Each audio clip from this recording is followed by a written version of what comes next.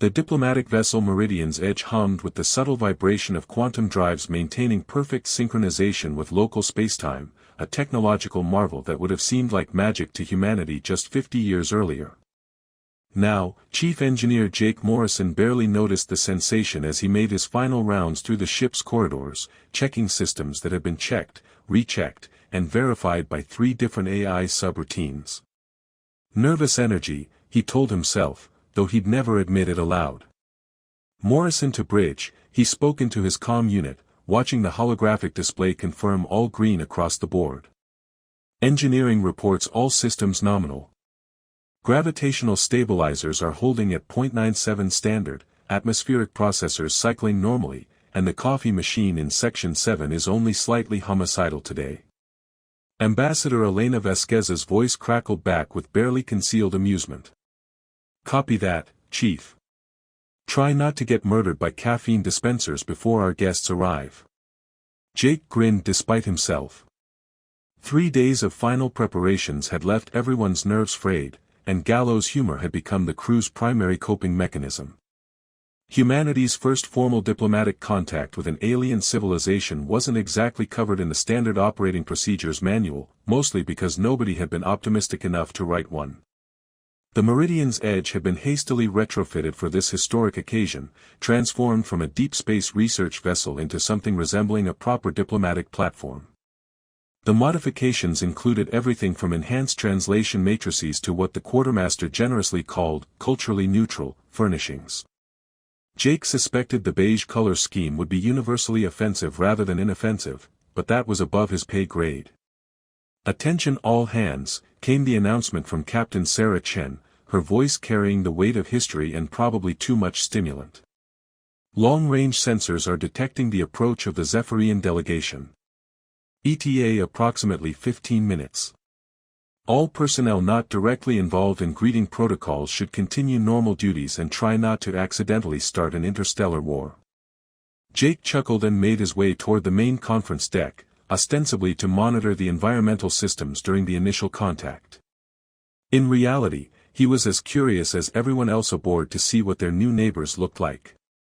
The preliminary communications had been conducted through quantum entanglement arrays, voice-only transmissions that had revealed surprisingly little about Zephyrian physiology. Their translator algorithms were apparently excellent, converting alien concepts into perfect standard English with only the occasional philosophical tangent about the nature of existence. The conference deck buzzed with controlled chaos as diplomatic staff made last-minute adjustments to seating arrangements, lighting conditions, and atmospheric composition. Someone had apparently decided that a slight increase in oxygen content would make everyone more alert, though Jake privately wondered if hyperventilating diplomats were really the ideal first impression. Chief Morrison, called Ambassador Vasquez, approaching with the purposeful stride of someone who had consumed enough caffeine to power a small starship. Any last-minute concerns about our systems? Nothing that should worry you, Ambassador, Jake replied, pulling up a holographic status display from his wrist console. Though I should mention that the artificial gravity in Section 12 has been fluctuating by about 2%. It's well within safety parameters, but if anyone suddenly feels like they're walking on the moon, that's why. Wonderful. Nothing says, advanced civilization, like having your guests float away during introductions. Before Jake could respond, the ship's proximity alarms chimed softly, indicating the arrival of the Zephyrian vessel. Through the massive transparent steel viewport, Jake caught his first glimpse of alien engineering. The ship was elegant in a way that made human design seem brutally utilitarian by comparison, its hull flowing in curves that suggested organic growth rather than industrial construction. Bioluminescent patterns pulsed along its surface in rhythms that reminded Jake of a heartbeat, and he found himself wondering if the ship was actually alive. They certainly don't believe in right angles, observed Dr. Patricia Wells, the mission's xenobiologist, joining them at the viewport. Look at those energy signatures. Their propulsion system is generating gravitational waves that shouldn't be possible according to our current understanding of physics. Maybe they just read different textbooks, Jake suggested, earning a snort of laughter from the ambassador. The docking procedure proceeded with surprising smoothness, automated systems from both vessels communicating in mathematical languages that transcended species barriers. Jake monitored the process from his engineering station, marveling at the Zephyrian technology's elegant efficiency. Their docking clamps engaged with barely a tremor, and their atmosphere processors seamlessly integrated with the Meridian's Edge's environmental systems. Airlock sealed and pressurized, reported Lieutenant Torres from the security station. Atmospheric analysis shows standard oxygen-nitrogen mix, compatible with human physiology. They're either remarkably similar to us, or they've done their homework. Ambassador Vasquez straightened her formal diplomatic attire, a severe black uniform that managed to look both authoritative and approachable. All right, people. We've practiced this scenario dozens of times in simulation. Remember, they've agreed to these negotiations, which means they want something from us just as much as we want something from them. Let's try to figure out what that is without accidentally insulting their mothers, their gods, or their favorite breakfast cereals. The airlock cycled open with a soft hiss, and Jake felt his breath catch as the first Zephyrian delegation member stepped through. She was tall, perhaps 6 feet, with a bearing that spoke of military training and absolute confidence. Her features were remarkably human-like, from her olive complexion to her dark hair pulled back in a practical style. The only immediately obvious difference was her ears, which extended to elegant points that gave her an almost elvish appearance. She wore what appeared to be ceremonial armor, deep blue with silver accents that seemed to shift and flow like liquid metal. "I am Commander Lyralii Starweaver of the Zephyrian Coalition Defense Force," she announced, her voice carrying a slight accent that somehow made standard English sound more sophisticated. "I bring greetings from the Council of Worlds and an apology for our lateness. We encountered a small navigational error that resulted in our arrival being delayed by approximately 3 of your minutes." Ambassador Vasquez stepped forward with a diplomatic smile. "Commander Starweaver, welcome aboard the Meridian's Edge. I am Ambassador Elena Vasquez, representing the United Earth Government. Please, don't concern yourself with the delay. In human culture, arriving exactly on time is often considered slightly rude anyway." Commander Starweaver's expression shifted slightly, and Jake caught what might have been amusement in her dark eyes. Fascinating. In Zephyrian culture, precise punctuality is considered a sign of respect. Perhaps we have much to learn from each other about the acceptable parameters of temporal courtesy. "Oh, you have no idea," muttered Dr. Wells under her breath, earning a subtle elbow from Jake. The formal introductions continued as more Zephyrian delegates emerged from the airlock, each displaying the same elegant bearing and pointed ears. Jake found himself assigned to monitor environmental systems from a console positioned along the conference room's perimeter, giving him an excellent view of the proceedings while keeping him officially invisible. The negotiations began with the sort of careful verbal dancing that Jake had expected, each side probing the other's positions without revealing too much of their own. The Zephyrians were interested in human technological innovations, particularly in the areas of quantum computing and biological adaptation. Humanity, in turn, sought access to Zephyrian knowledge of faster-than-light travel and energy manipulation. "Your species' development of quantum consciousness interfaces is particularly intriguing," Commander Starweaver noted, reviewing a data pad that seemed to be made of the same flowing metal as her armor. "We have attempted similar technologies but encountered significant philosophical obstacles." "Philosophical obstacles?" Ambassador Vasquez asked, leaning forward with genuine curiosity. "The question of whether artificial consciousness can achieve spiritual enlightenment has consumed our philosophers for several centuries. We have been unable to proceed until reaching a satisfactory answer." Jake nearly choked on his coffee. The idea of an entire civilization's technological development being held up by philosophical debates was both admirable and slightly terrifying. He caught Commander Starweaver's eye accidentally and saw what might have been a conspiratorial wink. "In human culture," Ambassador Vasquez said diplomatically, "we tend to build first and worry about the philosophical implications later. It's an approach that has served us well, though it occasionally results in coffee machines with homicidal tendencies." "Homicidal coffee machines?" Commander Starweaver's pointed ears twitched slightly, a movement so subtle Jake almost missed it. Long story, Jake called out from his console, immediately regretting drawing attention to himself. Involving faulty AI programming and an unfortunate incident with decaffeinated coffee. The room fell silent for a moment, and Jake wondered if he'd just committed some sort of diplomatic faux pas. Then Commander Starweaver's lips curved into what was unmistakably a smile. "I believe I would very much like to hear this long story, Chief Engineer Morrison," she said, somehow making his name sound like a formal title. "Perhaps during a break in our negotiations." The hydroponics bay had become Jake's unofficial refuge during the diplomatic sessions, a place where he could pretend to calibrate nutrient flow systems while actually avoiding the increasingly complex dance of interstellar politics. The tomatoes didn't care about trade agreements, and the lettuce remained diplomatically neutral on all matters of galactic importance. "The photosynthetic efficiency in Sector 7 has improved by 12%, he reported to his handheld scanner, knowing full well that nobody was listening and the plant certainly didn't care about his performance reviews. Talking to vegetables is generally considered a sign of either exceptional loneliness or impending mental breakdown. Jake spun around to find Commander Starweaver standing in the doorway, her ceremonial armor replaced by what appeared to be a more casual uniform of deep green fabric that seemed to shimmer with embedded circuitry. Her pointed ears caught the grow lights, making them appear almost translucent.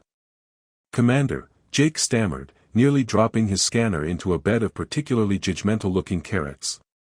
"I was just, monitoring the agricultural systems. Making sure nothing decides to evolve sentience and demand voting rights." "Has that happened before?" she asked, stepping into the bay with the fluid grace he'd noticed during the negotiations. "The sentient plant uprising, I mean." "Not yet, but I'm prepared for it. I've read the literature on artificial intelligence development, and I figure it's only a matter of time before something green and leafy decides it wants representation in galactic affairs." Starweaver's lips twitched in what Jake was learning to recognize as her version of amusement. "In Zephyrian space, we actually have 3 worlds where the dominant intelligence is plant-based. They're remarkably effective at terraforming, though their diplomatic sessions tend to last for decades due to their photosynthetic approach to decision-making." "You're joking." "I am not. The Council of Worlds includes representatives from the Chlorophyll Collective, though they usually attend meetings via holographic projection. Something about the artificial lighting in most space stations being unsuitable for proper cognitive function." Jake stared at her for a moment, trying to determine if she was maintaining the deadpan delivery that seemed to be standard among Zephyrian military officers. "That's either the most fascinating thing I've heard all week, or you've just successfully convinced a human engineer that plants can govern entire star systems." "Why not both?" she replied, moving closer to examine the hydroponic systems. "These are quite sophisticated for a diplomatic vessel. Most ships of this class carry standard nutritional synthesizers. The Meridian's Edge was a research vessel before they retrofitted her for diplomacy. We kept the agricultural bay because, frankly, synthesized food tastes like what I imagine recycled starship hull plating would taste like, if hull plating had less flavor." An interesting culinary perspective. "In Zephyrian culture, we believe that food grown in natural soil under real sunlight carries the spiritual essence of the planet that produced it. Synthesized nutrition lacks this metaphysical component." Jake paused in his calibration of the nutrient flow to look at her more carefully. "Are you saying that Zephyrians can actually taste the difference between natural and synthetic food on a spiritual level?" "No," Starweaver said, her ears giving that subtle twitch he was beginning to associate with suppressed laughter. "I am saying that Zephyrian food critics are pretentious enough to convince entire populations that they can taste metaphysical differences. It is a very lucrative profession." This time Jake did drop his scanner, catching it just before it landed in the tomatoes. "You know, I'm starting to think that despite all the advanced technology and interstellar travel, our species might have more in common than anyone realized." "How so?" "Well, you have pretentious food critics who make up spiritual nonsense to justify their opinions, and we have people who spend $40 on coffee because it was allegedly blessed by monks who only harvest beans during the full moon." The specific delusions may be different, but the underlying absurdity is remarkably similar. Starweaver moved to examine a particularly robust cucumber plant, her expression thoughtful. During our approach to this system, our cultural analysts spent considerable time studying human information networks. They were particularly fascinated by something called social media influencers who apparently convince large numbers of your people to purchase products by demonstrating their use in short video segments. Oh no, Jake groaned. Please tell me your cultural analysts didn't spend too much time on those networks. They're not representative of our civilization's intellectual achievements. On the contrary, they found them quite informative.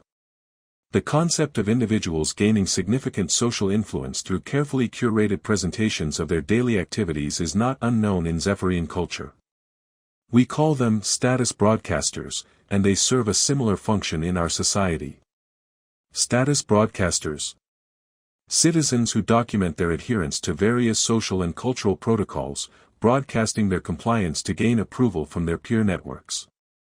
The practice became so widespread that the Coalition Council was forced to establish regulatory guidelines after an incident involving 17 million followers and a poorly advised challenge to consume nothing but fermented grain products for 30 days. Jake stared at her, then burst into laughter that echoed through the hydroponic bay loud enough to startle several nearby lettuce plants.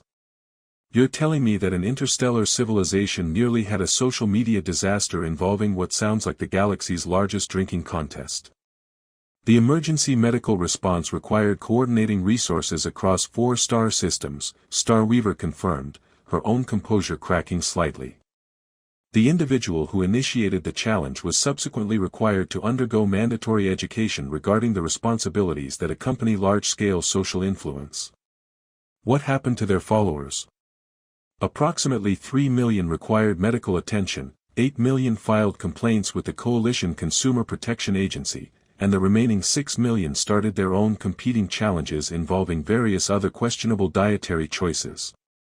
The entire incident is now studied in our diplomatic academies as an example of how rapidly poor decisions can propagate across technological networks.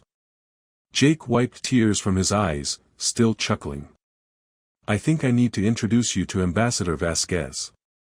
She's been worried about making a good impression during these negotiations, but it sounds like our species are both perfectly capable of catastrophic lapses in judgment on a galactic scale.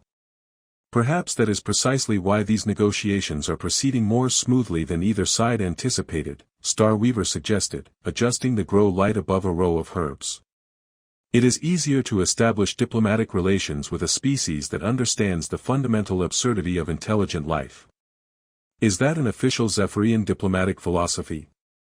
Unofficial, but widely practiced.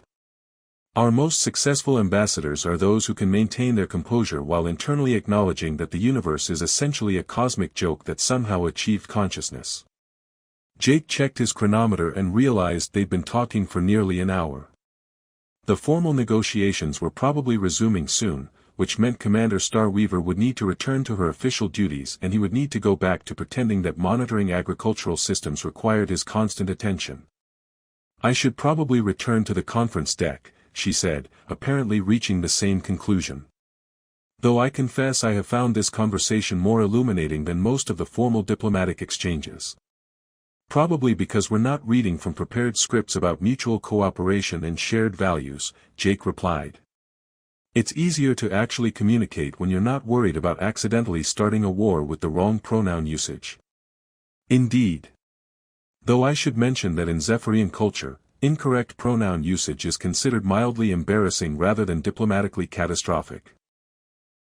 We reserve our serious offense for more important matters, such as criticism of our quantum engineering techniques or suggestions that our music lacks sufficient mathematical complexity. Your music is mathematical. All proper Zephyrian compositions must demonstrate harmonic relationships that correspond to at least 17 different geometric theorems. Anything less is considered folk music, suitable only for informal gatherings and cultural events involving recreational intoxication. Jake shook his head in amazement. I definitely need to hear some Zephyrian music. Though I should warn you that human musical preferences tend toward the chaotic. We have entire genres based on the deliberate violation of mathematical principles. Fascinating, Starweaver said, pausing at the doorway. Perhaps we could arrange a cultural exchange. I could share some traditional Zephyrian compositions, and you could demonstrate this mathematically anarchistic human music. It's a deal, Jake replied, realizing that he was looking forward to their next conversation far more than he should be, given the professional nature of their circumstances. Though I should probably warn you that my musical taste runs toward what my colleagues generously describe as aggressively mediocre rock music from the late 21st century. I shall prepare myself accordingly, she said, and Jake was almost certain he saw her smile before she disappeared back toward the diplomatic sections of the ship. The observation deck's transparent steel dome offered an unobstructed view of the star field beyond, though Jake found himself more interested in the reflection of Commander Starweaver as she approached his position near the quantum telescope array. 3 days of increasingly frequent, accidental, encounters had established a pattern that even the ship's AI had begun to comment on in its daily efficiency reports. Chief Morrison, she said, settling onto the bench beside him with a grace that made the simple action seem choreographed. I trust the stellar navigation systems are functioning within acceptable parameters. Everything's running smoothly, Jake replied, gesturing toward the holographic display showing their current position relative to the nearest inhabited systems. Though I have to admit I'm not actually here for maintenance purposes. Sometimes I just come up here to remind myself how impossibly large everything is. Perspective therapy. Something like that. When I start worrying about whether I've properly calibrated the atmospheric recyclers, I look out there and remember that we're having this conversation while traveling faster than light through a universe that probably shouldn't exist in the first place. Starweaver's pointed ears tilted slightly forward, a movement Jake had learned indicated focused attention. Your species has an interesting relationship with existential contemplation. Most Zephyrians find the vastness of space comforting rather than humbling. Comforting how? It confirms that there is always somewhere else to go if one's current circumstances become unbearable. Humans seem to view infinity as overwhelming, while we see it as liberating. Jake considered this, watching a distant nebula slowly rotate through shades of blue and purple. Maybe that explains why you developed faster-than-light travel centuries before we did. We were too busy being intimidated by the universe to figure out how to navigate it properly. Actually, we developed FTL technology because one of our greatest scientists became convinced that her research rival was conducting similar experiments on a planet 12 light-years away. She was determined to complete her work first and deliver the results in person, purely out of spite. Spite-driven scientific advancement. The rivalry between Dr. Kalen Voidwalker and Dr. Theron Brightforge is legendary in Zephyrian academic circles. They spent nearly 40 years trying to outdo each other's discoveries, inadvertently revolutionizing physics, engineering, and what we now call competitive xenobiology. Jake laughed, the sound echoing strangely in the dome's acoustic environment.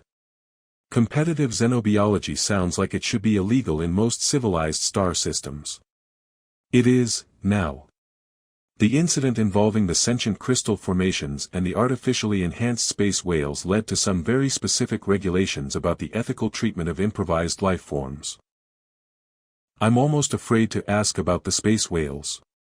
Dr. Brightforge became convinced that consciousness could be artificially induced in any sufficiently complex biological system.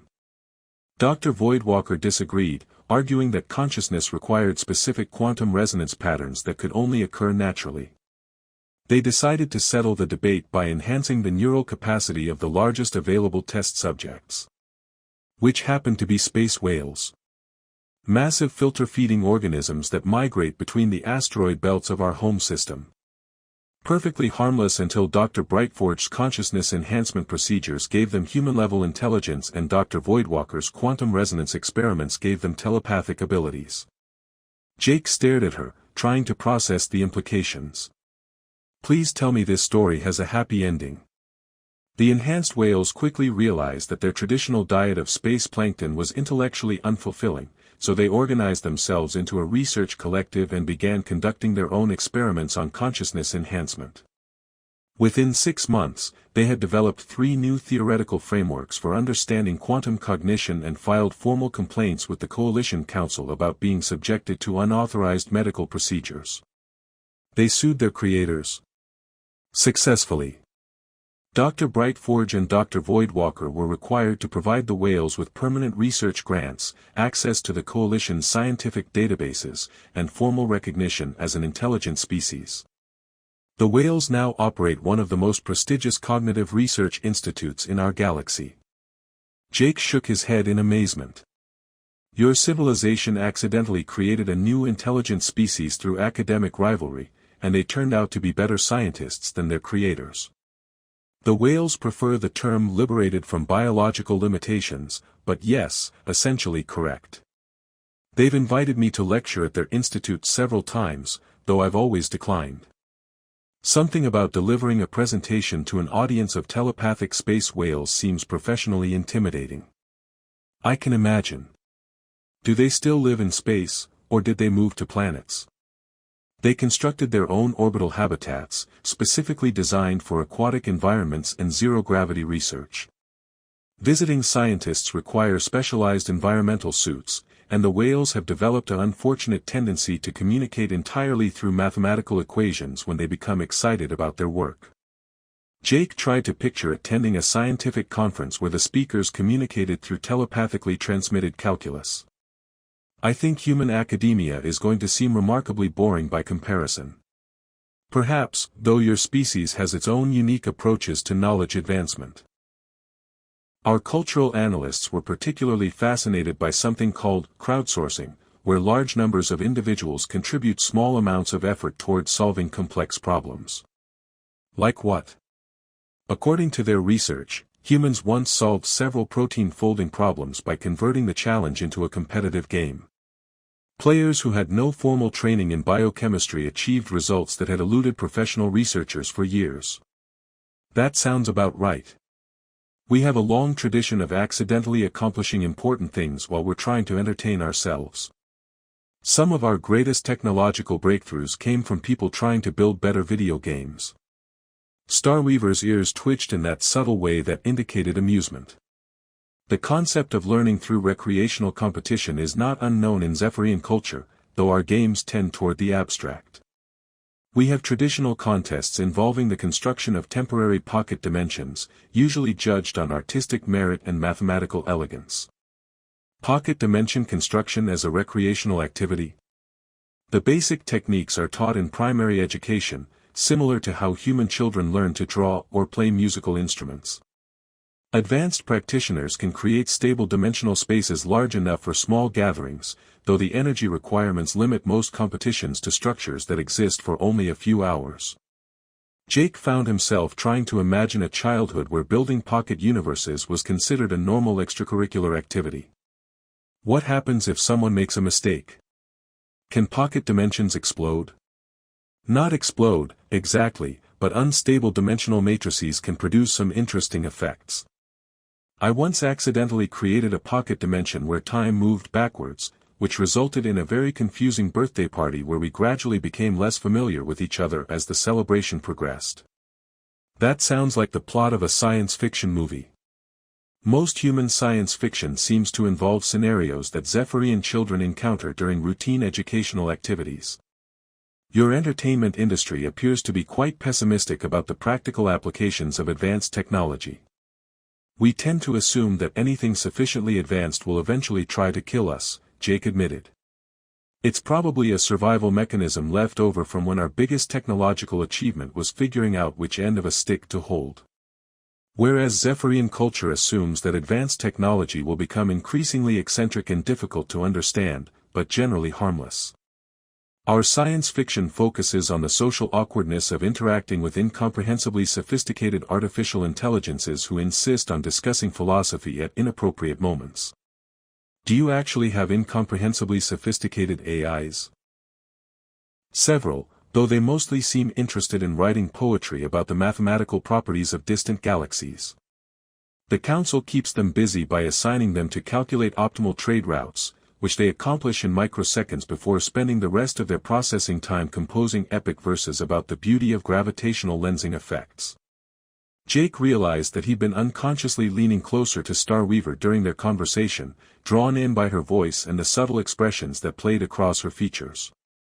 Her pointed ears had been moving more freely as she relaxed, no longer held in the rigid control he'd noticed during formal diplomatic sessions. "Can I ask you something?" he said, suddenly aware that their conversation had taken on a more personal tone than their previous encounters. "Of course. The ear movements, are they involuntary, or do you normally keep them still on purpose?" Starweaver's ears immediately snapped to attention, and she looked suddenly self-conscious. "They are emotionally responsive. Most Zephyrians learn to control the movements in professional settings to avoid broadcasting their reactions to colleagues and superiors. But you've been letting them move more naturally around me. I have become comfortable enough in your presence to relax certain social protocols," she admitted, her ears betraying a hint of what might have been embarrassment.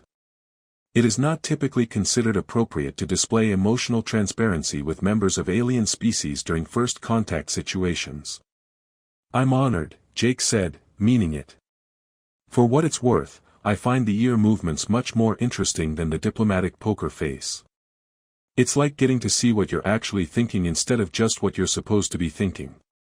"That is precisely why we learn to control them," she replied, though her ears were now moving in what Jake interpreted as amusement. "Emotional transparency can be diplomatically inconvenient." "Maybe," Jake said, watching the stars slowly wheel past the observation dome. "But it's a lot more honest than pretending we're all perfectly rational beings who make decisions based purely on logic and mutual benefit." "You believe honesty is preferable to diplomatic efficiency?" "I believe that if we're going to be neighbors in this galaxy, we're eventually going to figure out each other's emotional responses anyway. Might as well start with the assumption that we're all basically making things up as we go along and hoping for the best." Starweaver was quiet for a moment, her ears moving in complex patterns that Jake couldn't interpret but found fascinating to watch. "That is either the most naive or the most sophisticated approach to interstellar relations I have ever encountered." "Why not both?" Jake said, echoing her words from their first conversation in the hydroponics bay. This time, her smile was unmistakable.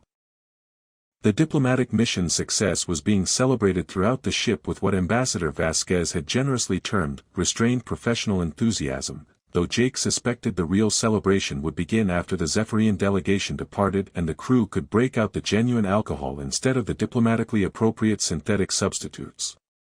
The formal signing ceremony had concluded 3 hours ago, establishing the framework for ongoing cultural and technological exchange between humanity and the coalition of worlds.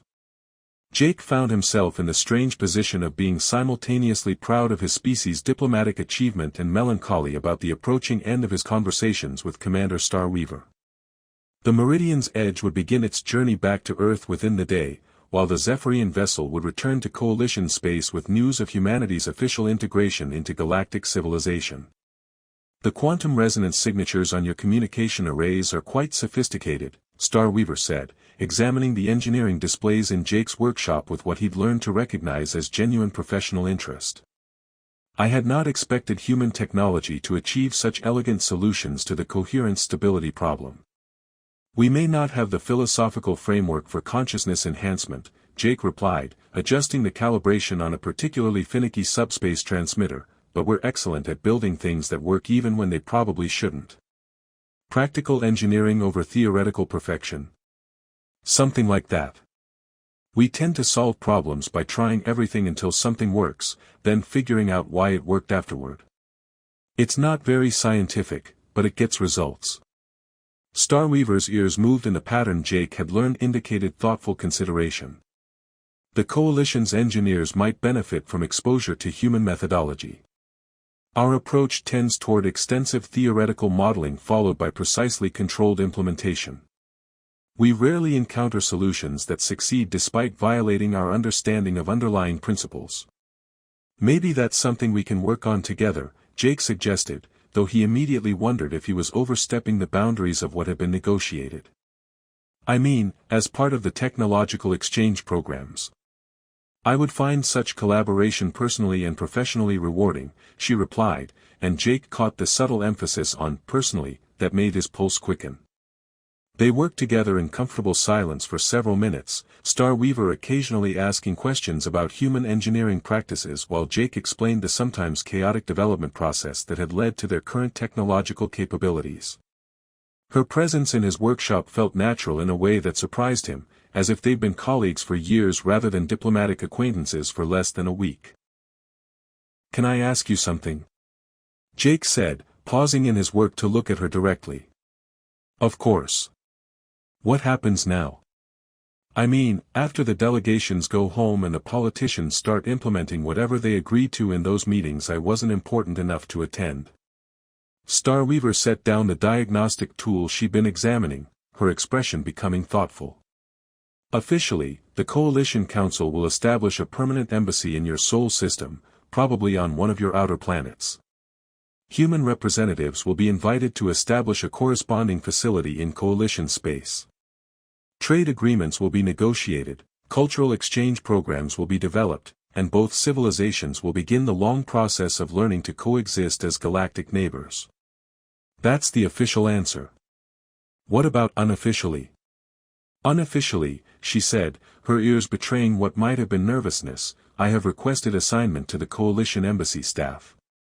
My superiors seem to believe that my experience with human diplomatic protocols makes me uniquely qualified for ongoing cultural liaison duties." Jake felt something shift in his chest, a combination of relief and anticipation that he hadn't realized he'd been suppressing. "So you'll be staying in human space?" "For the foreseeable future, yes. Assuming, of course, that certain humans might be interested in continuing our conversations about engineering philosophy, agricultural systems, and the general absurdity of intelligent life in an incomprehensible universe. I think I know at least one human who would be very interested in those conversations," Jake said, trying to keep his voice steady despite the fact that his hands were suddenly trembling with excitement. "Excellent," Starweaver replied, her formal composure cracking enough to reveal what was unmistakably relief.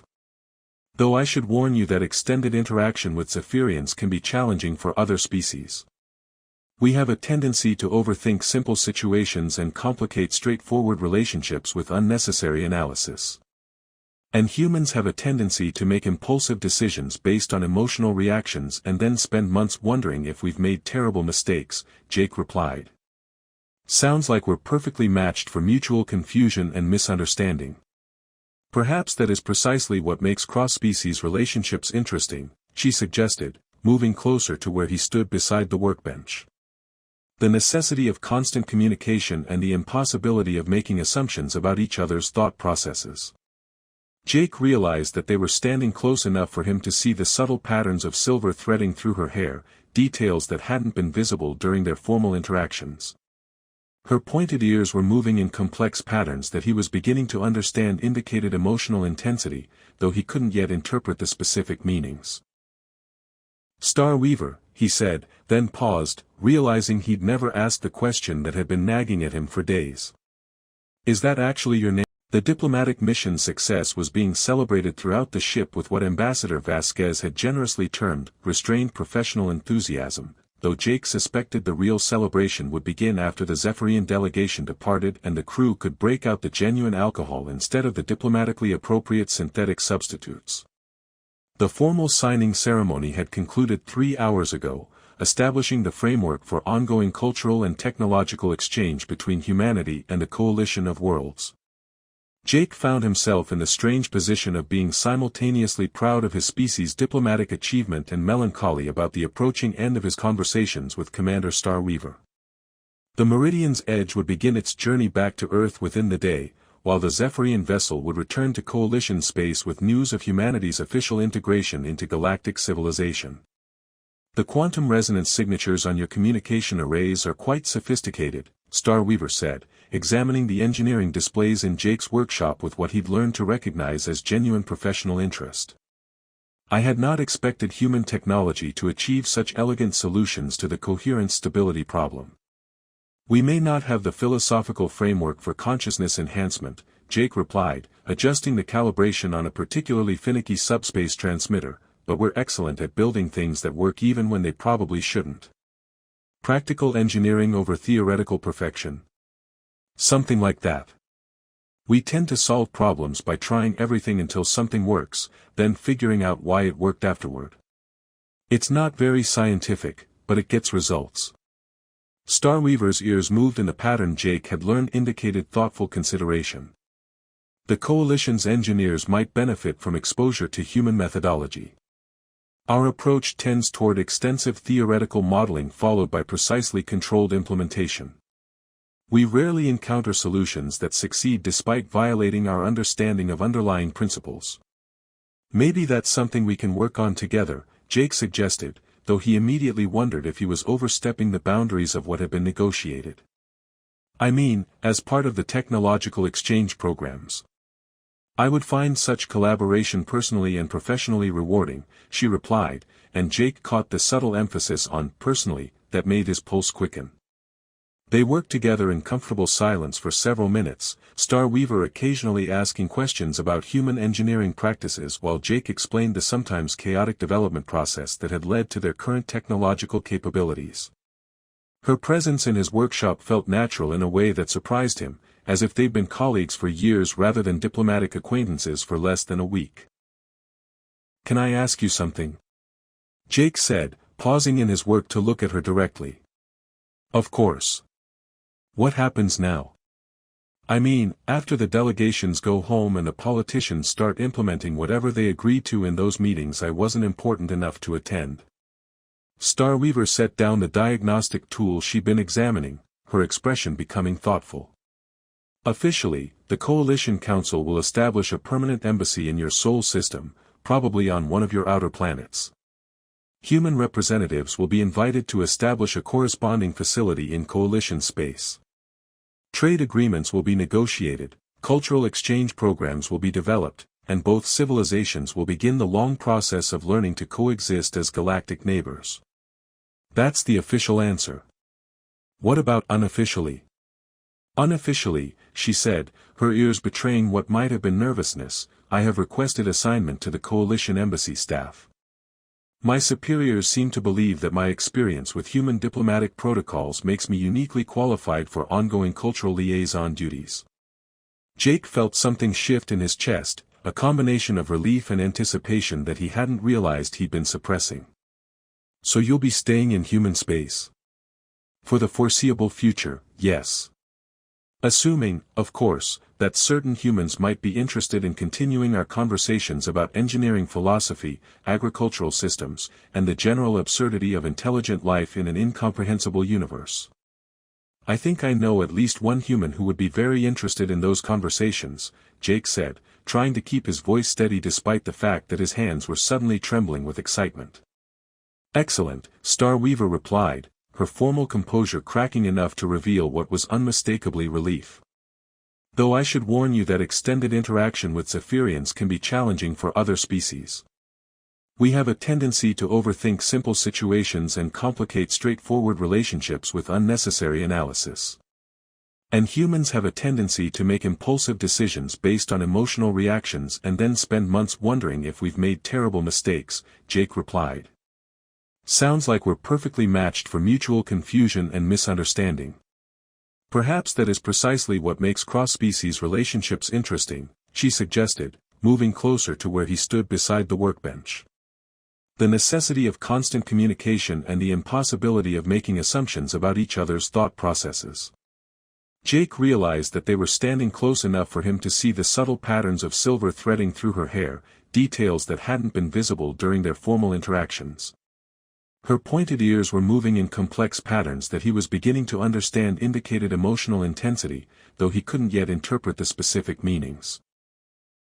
"Starweaver," he said, then paused, realizing he'd never asked the question that had been nagging at him for days. "Is that actually your name, or is it a title?